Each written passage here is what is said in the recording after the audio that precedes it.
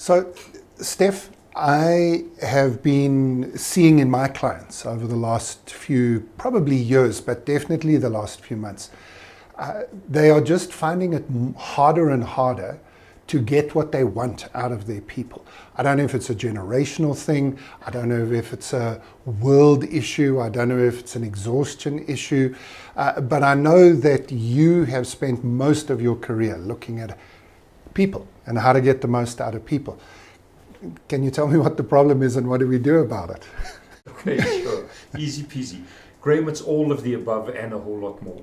Graeme, it's the fact that, was it David Graeber, Professor David Graeber, London School of Economics said in his book Bullshit Jobs, Yes. says that if your job sucks, your life sucks, and if your job is better, your life is better. I think that employee engagement surveys, and I think that employee value propositions and blah, blah, blah, and culture surveys don't always get to the heart of it. They often do, but they don't always. But if you really get people to open up a little bit, people are saying that they leave home in the afternoon with not enough left to give to the people who really matter. And they come back here tomorrow morning ready for more of the same, and it's a cycle. I think we can crank that up. I think we can change that up. I think what we can do is get people to understand that we have to fight for it, and that the reason we have to fight for it is not the old corporate message at the town hall of the CEO telling us that it's for shareholders and for customers and for revenue and for quality and for performance. Oh yes, and for you. I think the call to action is, if you don't fight to make this a better place, you're going to keep on going home empty with less to give to the people who matter most. The reason we have to fight for it, which by the way gives us personal purpose and meaning, and which then changed our job to unbullshitting our job. Because if we can figure out how us doing our job benefits someone else, the person in the cubicle next to me, something changes. I go home less empty. And then the unintended consequence will be that organizations will get stuff that they want, the blood, sweat and tears. I go a little hardcore on that, I joke on that. They will get the performance and the quality and the outputs, and people will care for company property, and people will look out for one another, but no longer for those reasons, because we want to go home less empty.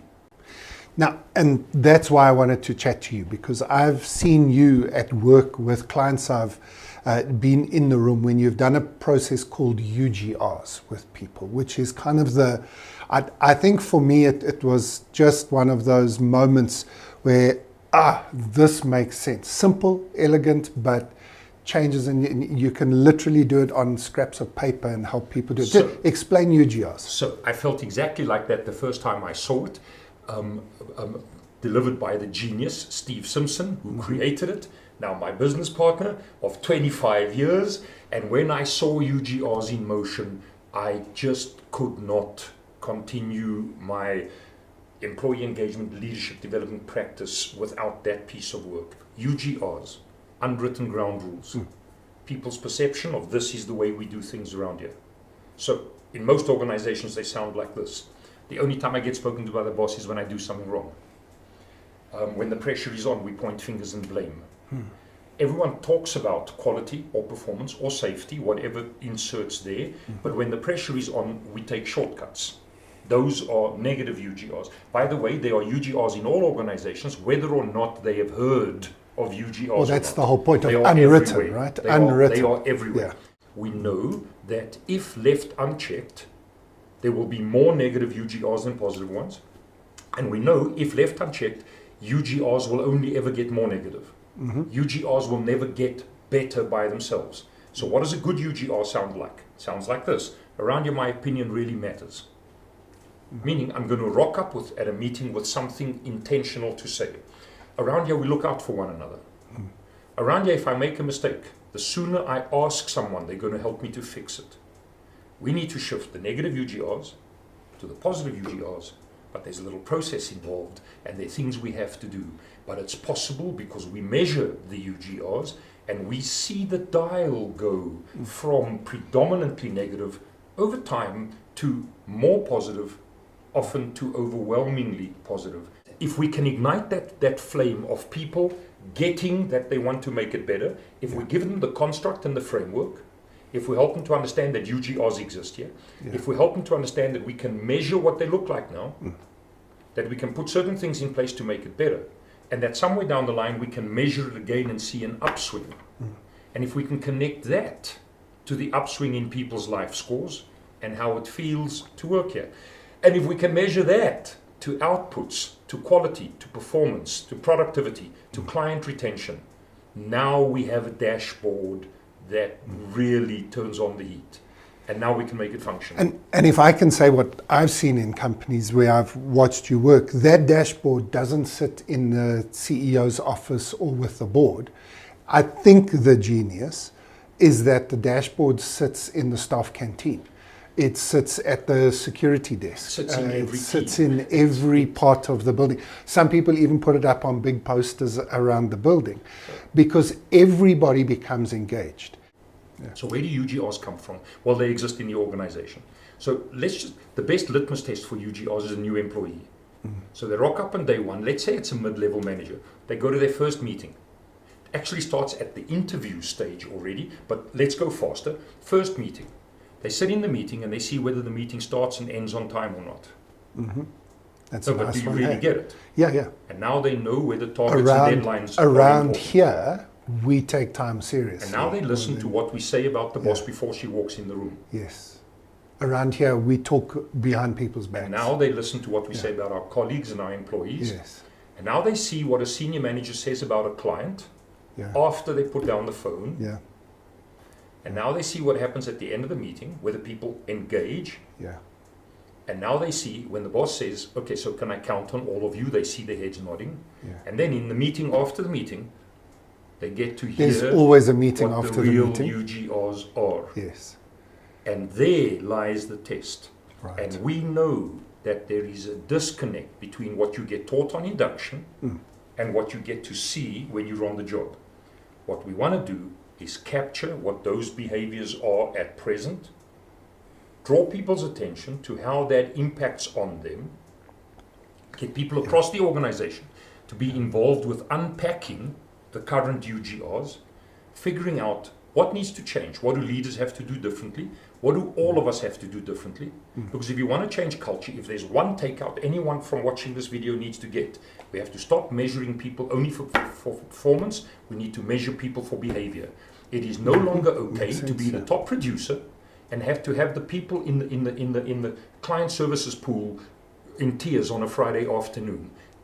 It's no longer okay to do that. So that's part of the problem, and right? that's part of what needs to change. Okay. And if we know what the impact of that is, what leaders need to change, what all individuals need to do differently, and what systems need to change. If we then change those things, and we come back and we do, you talked about the assessment, the culture survey is called a UGR's stock take, a UGR's inventory, if you're in America, and it assesses what the number of positive, negative, and neutral UGRs are across our value domains, the things that we say are important. And now we can follow the dial and see what happens when we measure it again and again and again. UGRs in a nutshell.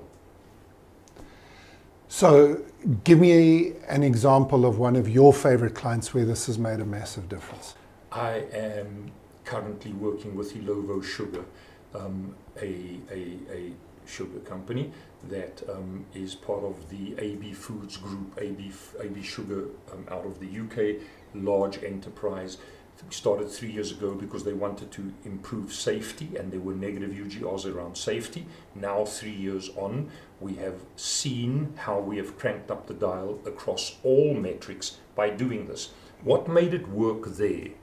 The passionate commitment of the CEO, the passionate commitment of the ExCo members and the GMs at every site. And then them getting their HODs, their UGRs champions, and their people to get it. That when your job sucks, your life sucks. But that none of it has to suck. And if we're willing to fight for it, we can demonstrate positive UGRs that will change things around, crank things up. UGRs are demonstrated in behavior when we think no one is watching and when we're not in the mood. And if people have a reason to perform the right behaviors, they buy into it, and then it becomes a movement. And when that happens, you can never dial it back again. You can change the CEO, but you can never dial it back again, because people are going to want it to be this better way. UGRs. And then you'll have solved the problem, which is So that companies are struggling to understand why their people are not giving what they want to real give. here quickly. UGRs is not a silver bullet Sure, to fix nothing every issue Nothing in is. every organization. It works if it's diligently applied, and it doesn't become one more thing to do. Yeah. It becomes an intentional way of being, and when people support each other in that pursuit, Graeme, something changes, and we have the data to show it.